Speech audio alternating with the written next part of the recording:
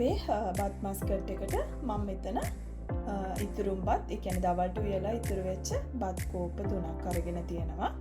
බත් කෝප්ප 3ටම මම හොඳ උකු පොල් කිරි කෝප්ප 3ක් අරගෙන තියෙනවා. ඒ කියන්නේ අපි එක බත් කෝප්පයක් ගත්තොත් එකට හරියන්න එක පොල් කිරි කෝප්පයක් ගන්න ඕනේ. මෙතන බත් කෝප්ප 3යි පොල් කිරි කෝප්ප 3යි මං ගත්තේ මෙන්න මේ කප් එකෙන්. ඔයගලන් ගාව තියෙන ඕනම කප් එකකින් බත් ගත්තොත් මේ කප් එකේ ප්‍රමාණයටම පොල් කිරි ගන්න. දැන් අපි පොල් කිරි වලින් ටිකක් අපේ බත් එකට දාලා අපි මේක හොඳට බ්ලෙන්ඩ් කරගන්න ඕනේ, අඹර ගන්න ඕනේ. මෙන්න මේ විදිහට. පොල් කිරි වලින් භාගයක් දාලා අපි අපේ බත් එකට අපි මේක හොඳට බ්ලෙන්ඩ් කරගන්නවා. මම අද පාවිච්චි කරන්නේ හෑන්ඩ් බ්ලෙන්ඩර් එක.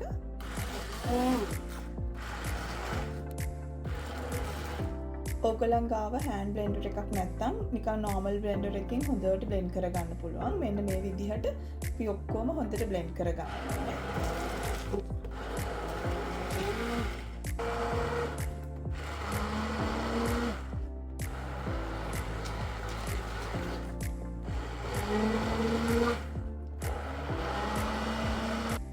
දැන් අපි අපේ ඉතුරු පොල් කිරි ටිකක් දාලා මේක හොඳට බ්ලෙන්ඩ් කරගන්නවා.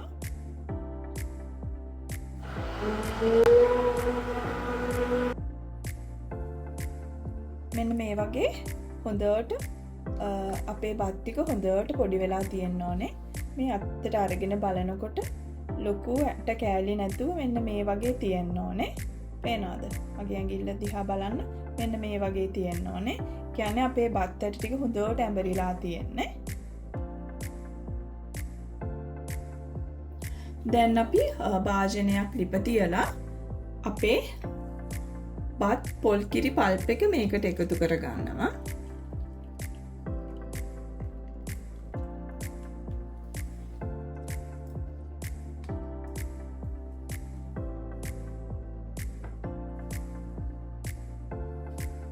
ඒකටම සීනි ග්‍රෑම් 300ක් එකතු කරනවා අපි. ඒ කියන්නේ අපි බත් කෝප්පයක් ගත්තොත් සීනි ග්‍රෑම් 100යි, කෝප්ප දෙකක් ගත්තොත් සීනි ග්‍රෑම් 200යි. අපි බත් කෝප්ප 3ක් ගත්ත නිසා මෙතන අපි සීනි ග්‍රෑම් 300ක් එකතු කරගන්නවා. දැන් අපි මේක මද ගින්දරේ හොඳට මේ විදිහට හැදි ගන්න ඕනේ.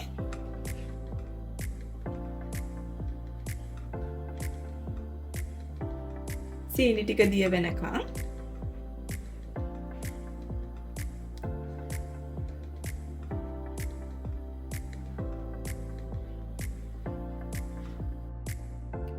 විනාඩි 2-3ක් මේ විදිහට හැඳි ගන්නකොට ඔයගලන්ට මේ වගේ මිශ්‍රණය ඝන වේගෙන වගේ එනවා පේනවා.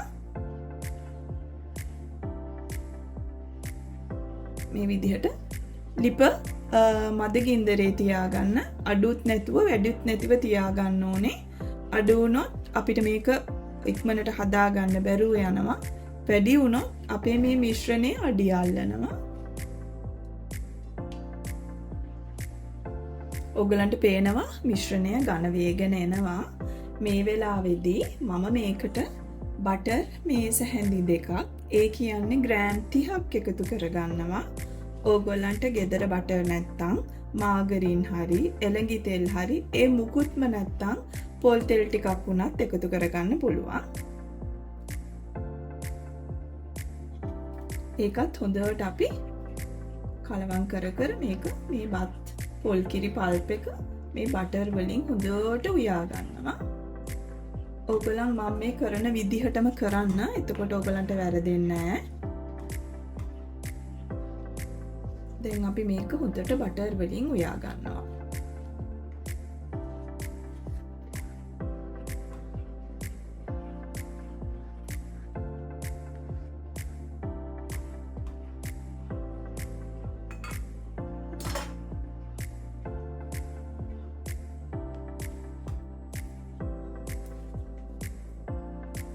මේ විදිහට හොඳට කලවම් කර කර අපි බටර් වලින් අපේ බත් පොල් කිරි පල්ප් එක හොඳට උයා ගන්නවා.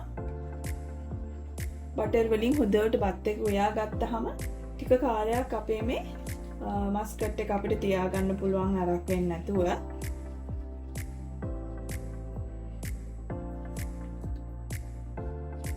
පොල් කිරි දැම්ම නිසා හරිම රසයි අපේ මස්කට් එක.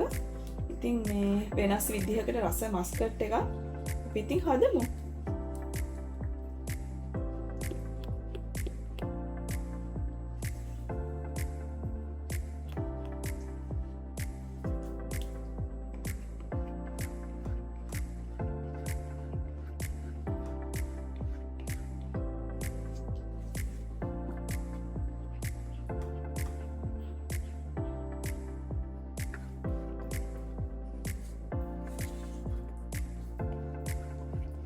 මේ විදිහට හොඳට හැඳි ගන්න ඕනේ. අඩිය අල්ලන්න නැති වෙන්න. non stick pan එකක් පාවිච්චි කරන්න පුළුවන් නම් ගොඩක් හොඳයි. පේනවනේ මම non stick pan එකක් පාවිච්චි කරන්නේ. එතකොට අපේ මේ මිශ්‍රණය අඩිය අල්ලන්නේ නැහැ. ඔයගලන්ට පේනවා මේ පොල් කිරි වලින් තෙල් උනාගෙන මේක හොඳට හරි ලස්සනට බලන්න තියෙනවා. හොඳ උක්කු පොල් කිරි ගන්න. එතකොට මේ අපේ මස්කට් එක ගොඩාක් රසවත්. මේ විදිහට හොඳට කලවම් කර උයා ගන්න. මේක දිගටම කලවම් කරන්න කියන්නේ මේක අඩිය අල්ලන නිසා. එහෙම වුණොත් අපේ එකේ ලස්සන පාටක් නැතුව යනවා මස්කට් එකේ. අඩිය ඇල්ලුවාම කර වෙනවනේ. එතකොට ඉතින් කර රහකුයි කර පාටකුයි තමයි අපේ මස්කට් එකට එන්නේ.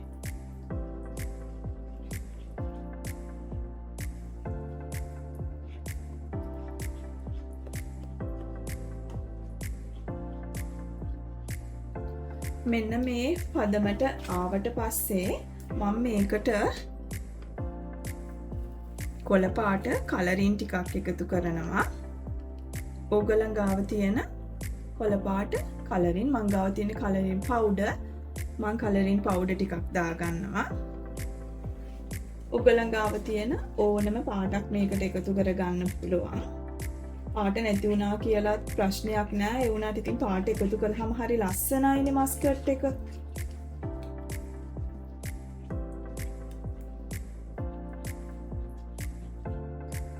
මේකටම මං අන්නාසි රසකාරක තේ හැන්දක් විතර එකතු කරනවා. ඕගලන් ගාව තියෙන ඕනම රසකාරකයක් දාන්න පුළුවන්. අන්නාසි, අඹ, ඒ මුකුත්ම නැත්තම් වැනිලා ටිකක් හරි දාන්න පුළුවන්. මං ඉතින් මස්කට් එක ගොඩක් රස වෙන්නයි ඒක දැම්මේ. රසකාරක නෑ කියලා කිසි ප්‍රශ්නයක් නැහැ. මොකද අපි මේකට දැන් පොඩියට කපාගත්ත කජු මද ටිකකුයි පොඩියට කොටාගත්ත එනසාල්ලට 4-5ක් වගේ එකතු කරනවා.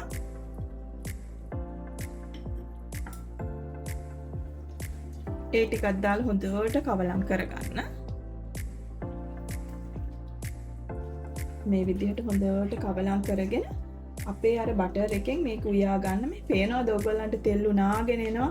නිකන් අර බොම්බේ ස්වීට් කඩේ තියෙන මස්කට් එක වගේම හරි සුවඳයි මේ වෙලාවේ. මේ විදිහට තොනවත්වා හැඳි ගන්න. අපි අපේ මස්කට් එක හරියාගෙන එන්නේ. මේකට ගොඩ වෙලාවක් යන්නේ නැහැ. විනාඩි 15කින් අපිට අපේ මේ බත් මස්කට් එක හදලා ඉවර කරගන්න පුළුවන්. විදිහට නොනවත්වා හැඳි ගන්න.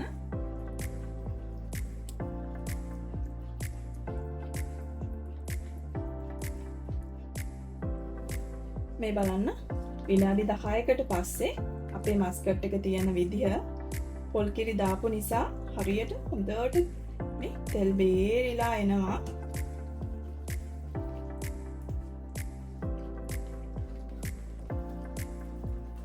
දැන් අපි මේ වෙලාවේදී අපි අපේ මේ මස්කට් එක දාන ට්‍රේ එකට පොල් තෙල් ටිකක් හරි බටර් ටිකක් හරි දාලා ලෑස්ති කරගන්න ඕනේ.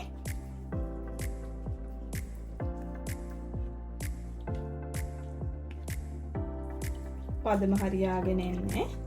තව විනාඩි 2-3කින් අපේ පදම හරි.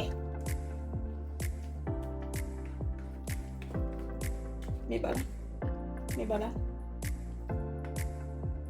ඔයගලන්ට පේනවද මේ පෑන් එක වටේට තෙල් බේරීගෙන එනවා.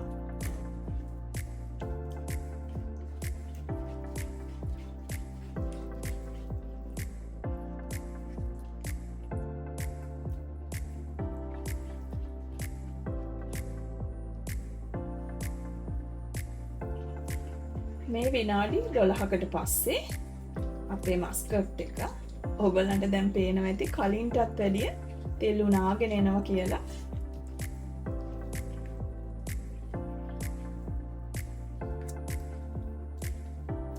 අපි මේකට පාවිච්චි කළේ බටර්.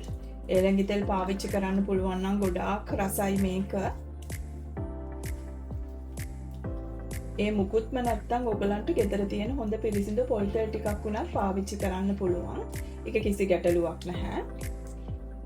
අර මං කිව්වා වගේ මේකේ සීක්‍රට් ඉන්ග්‍රීඩියන්ට් එක තමයි හොඳ උක්කු පොල් කිරි. එතකොට අපිට අමුතුම රසක් එනවා අපේ මේ බත් මස්කට් එකේ.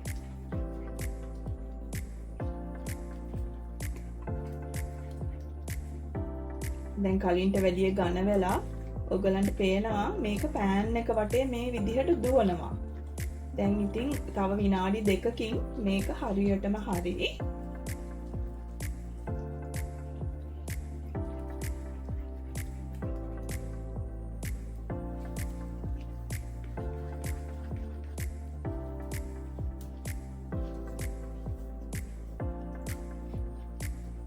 දැන් අපේ මස්කට් පදම හරියාගෙනම එන්නේ. තව විනාඩි 1ක් විතර වගේ ලිපේ තිබ්බහම මේක හොඳටම ඇති. ඔයගලන්ට පේනවා මේ බලන්න තෙල්. තෙල් උනාගෙන එනවා අපේ බටර් එකෙන්.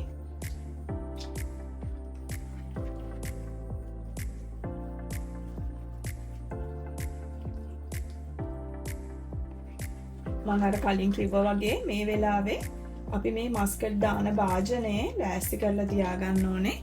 මං කලින්ම එක ලෑස්ති කරගත්තා. බටර් ටිකක් හරි පොල් තෙල් ටිකක් හරි මේ විදිහට ගාලා අපේ මස්කට් දාන භාජනය අපි ලෑස්ති කරගත්තා.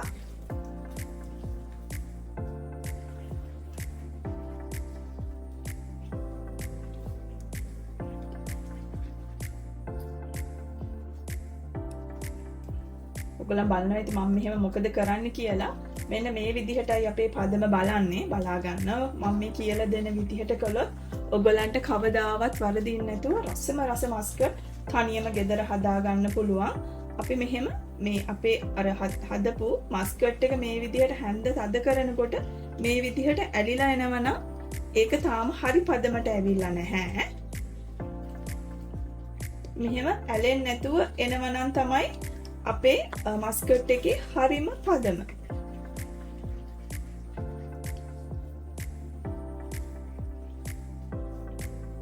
මං ඕගොල්ලන්ට ගුරු මුෂ්ටි කිසිම දෙයක් තියාගන්න නැතුව හරියටම කියලා දෙනවා වරදින්න නැතුව කොහොමද අපේ මස්කට් එක හදාගන්නේ කියලා.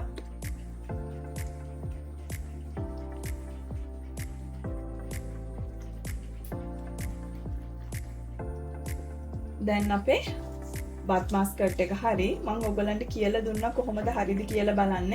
මෙන්න මෙහෙම කරනකොට මේ හැන්දෙන් පේනවද හරීම මෘදු මතු පිටක් එන්න ඕනේ. ඒ වගේම මෙහෙම තද කරනකොට හැන්ද ගෑවෙන්න බෑ.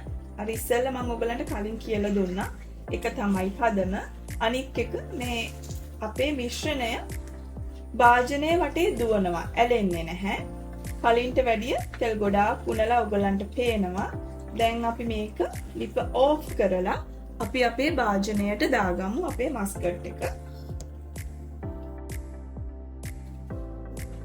අපි දැන් අපේ බත් මස්කට් මිශ්‍රණය දාගමු. අපි තෙල් ගාගත්ත අපේ ට්‍රේ එකට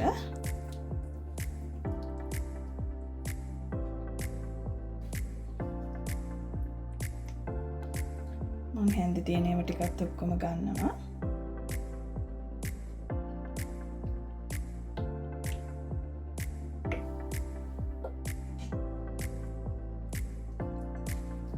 මේ විදිහට අපි ඔක්කොම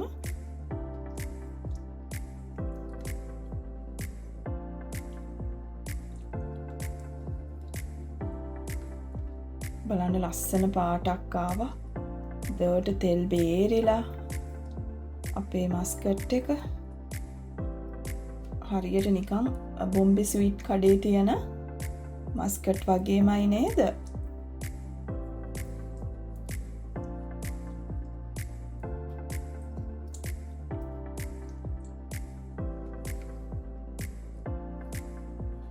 මේ තියෙන්නේ අපි ට්‍රේ එකට දාගත් අපේ බත් මස්කට් එක. මම මේක ලස්සන කරගන්නයි, තවත් රසවත් කරගන්නයි කජු ටිකක් දාගන්නවා උඩින්. අවශ්‍යම නැහැ. මං ගාව කජු තියෙන නිසා මම දැම්මේ. ඔයගොල්ලන් ගාව කජු නැත්තම් රට කජු ටිකක් හරි පාවිච්චි කරන්න පුළුවන්. එහෙම නැති වුණා කියලා කිසි ප්‍රශ්නයක් නැහැ. මොකද අපි මිශ්‍රණයට කජු දැම්මා. ඒ නිසා ඉතින් මේක ඉතින් වැඩිපුර රසවත් වෙන්න තමයි මම මේ ටික දාන්නේ. මේ තියෙන්නේ අපි හදලා ඉවර වෙච්ච අපේ බත් මස්කට් එක. මේක දැන් තාමත් රස්නේ. අපි නිවුණාට පස්සේ කපලා බලමු කොහොමද අපේ බත් මස්කට් එක ඇවිල්ලා තියෙන්නේ කියලා.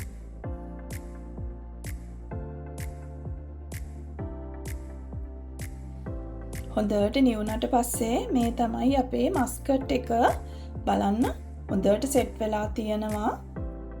මේ බලන්න හොඳට තෙල් තියෙනවා. අපි දාපු බටර් එකෙන් හොඳට තෙල් ඇවිල්ලා තියෙනවා හරියට අපි කඩෙන් ගත්ත මස්කට් එකක් වගේම. බත් කෝප්ප 3කින් අපිට මෙන්න මේ ප්‍රමාණයට බත් මස්කට් හදා ගන්න පුළුවන්. අපි ඉතින් මේ මස්කට් එක කපලා බලමු අපේ මස්කට් එක කොහොමද ඇතුළ ඇවිත් තියෙන්නේ කියලා බලන්න. මම පොඩි පිහියක් අරගෙන මේ වටේ ටිකක් බුරුල් කරගන්නවා. අපි හොඳට බටර් ටිකක් හරි තෙල් ටිකක් හරි දාගත්තොත් මේ පේනවද? මෙන්න මේ වගේ හොඳට මේ ඇලෙන්නේ නැතුව ගැලවෙනවා. මේ පේනවද ඔයගලන්ට?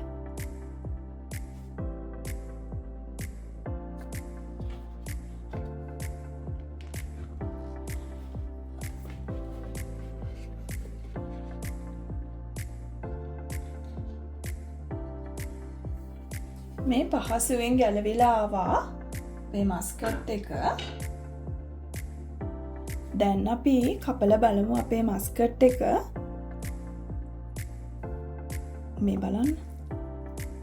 පිහි ඇලවෙන්නේ නැතුව හොඳට කැපෙනවා.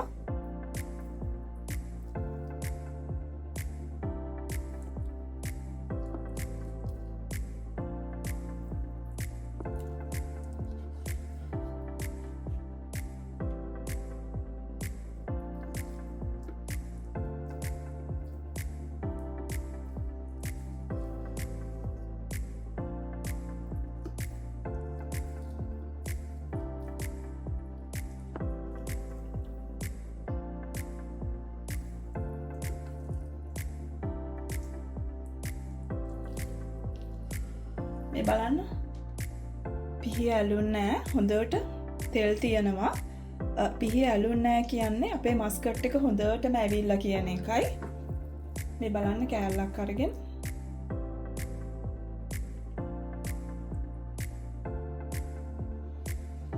මේ තියන්නේ අපි කෑලි කපා ගත්තට පස්සේ අපේ බත් මස්කට් එක බත් කෝප්ප 3කින් මම මේ වගේ ප්‍රමාණයක් හදාගත්ත මස්කට්. ඉතින් අපි එකක් අරගෙන කඩලා බලමු ඇතුළ කොහොමද ඇවිත් තියෙන්නේ කියලා. ඔයගලන්ට පේනවා හරියට බත් වලින් හදලා කියලා මේක කියන්න බෑ. අපි අර බොම්බේ ස්වීට් කඩෙන් ගත්ත මස්කට් එකක් වගේමයි. මේ බලන්න හොඳට තෙල් හොඳට තියෙනවා. පේනවද? කඩලා බලමු ඉතින් අපි එකක් ඇතුළ.